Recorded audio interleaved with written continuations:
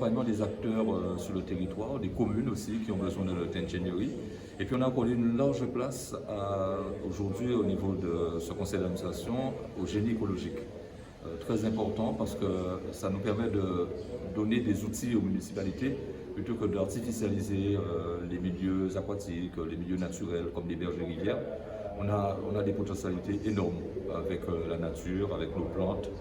Donc tout ça, ça a été présenté pour dire que non seulement le parc, à travers son rapport d'activité 2020, c'est un établissement dynamique dont le budget est en équilibre, donc pour vous rassurer, et qui arrive à mobiliser des fonds à la fois sur l'État, sur la région, le département, mais aussi au niveau de l'Europe.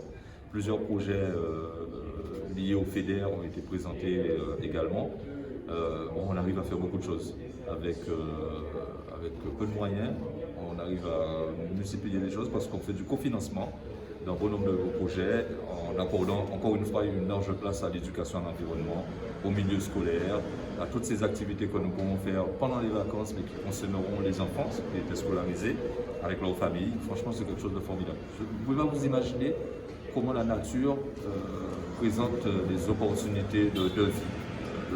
Voilà. Nous soutenons nos acteurs économiques. On a ceux qui sont labellisés, qui sont marqués Esprit Parc National, ceux que nous pouvons soutenir à travers leurs activités dans le cadre de plan de relance. Donc le projet pour l'alimentage ouvre les possibilités que d'autres acteurs économiques ou des micro-projets viennent nous voir pour que nous puissions les accompagner.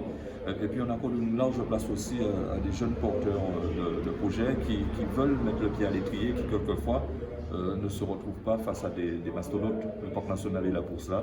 Ils peuvent venir nous voir. Avec ce plan de relance, on a beaucoup de choses à faire.